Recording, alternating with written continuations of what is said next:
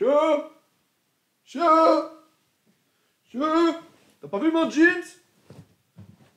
Putain, où est-ce qu'il est? Chou! Chou! Je crois qu'on l'a volé. Je vais devoir le faire en slip alors, hein.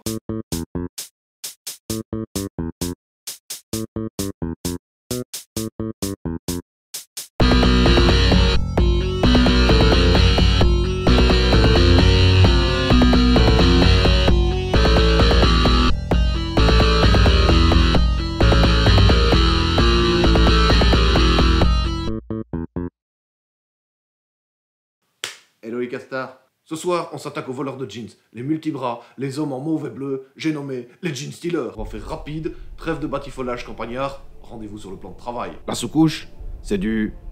Non, pas du skeleton bone, c'était un piège-feu et tu es tombé dedans tel un carlin sautant sur un bout de cervelas à chaud. C'est du Mechanicus standard grade chez Citadel. Attention, hein, ces pièces de garde de chez Game Workshop nous garantissent que le pot et la bombe sont à 100% similaires. Mais c'est malgré tout QFD que ça n'est pas le cas. J'ai eu la désagréable surprise, en faisant les retouches, de découvrir que la peinture en peau est un cran plus sombre que celle en bombe. J'ai dû l'éclaircir légèrement avec du blanc. Donc en gros, évite de dépasser. Pour la peau, on va utiliser du Bugman's Glow de chez Citadel.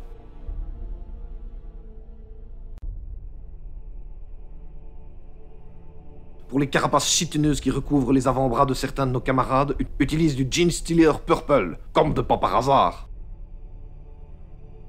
Pour leur tenue, j'ai tenu à partir dans une logique bleu de travail. Comme base, applique donc du Stegadon Scale Green.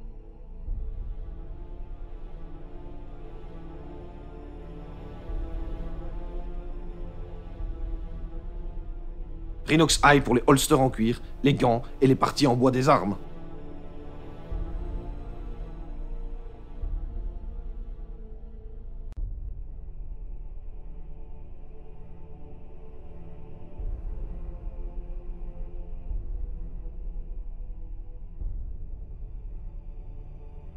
Un chaptibone pour les bandeaux divers et variés qui recouvrent les bras et les pieds de nos amis.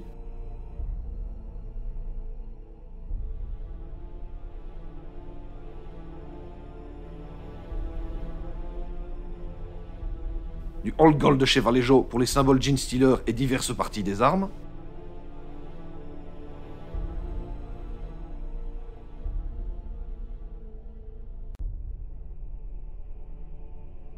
Iriel Yellow pour les lampes de chevet posées sur leurs épaules. Quelle bonne idée d'ailleurs. Ça doit être pratique pour l'heure le soir.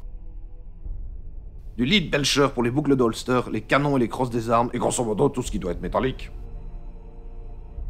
Ne peins pas tous les détails non plus. La bougie n'en vaut pas la chandelle. Laisse par exemple les grenades en gris de base. Le lavis qu'on appliquera a posteriori fera le travail. Les yeux c'est du Flayed Walm Flèche. Règle numéro 3 de l'évangile selon Francis. Si tes mains tremblent, appuie tu prendras. Ne lui fais pas de pupille, ça donnera très bien 100 pour ses énergumènes. Et merde! Bon bah je te renvoie à la règle numéro 2. On va corriger tout ça. Pour donner la teinte caractéristique des hybrides, on va faire un lavis de Xereus Purple sur les endroits de peau exposés, bras et visage. On en met aussi un peu sur la carapace de chitine. Du Agrax Earthshade sur les bandelettes pour leur donner l'air sale, et sur l'or pour le ternir un peu. Du Blue Ink de chez Army Painter sur les bleus de travail. Et pour finir avec le lavis, du Null Oil sur le métal des armes, les armures et toutes les zones qui sont encore grises.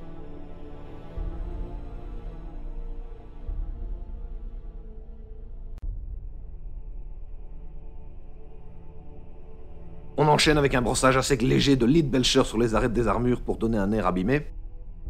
Et on termine par du Bugsman Glow fort dilué sur le dessus du crâne de nos amis pour qu'il n'ait pas juste l'air de prune trop mûre. Après ça, tu peux t'amuser à peindre en couleurs variées les boutons, les écrans de contrôle, les visières des lunettes, etc., etc., etc.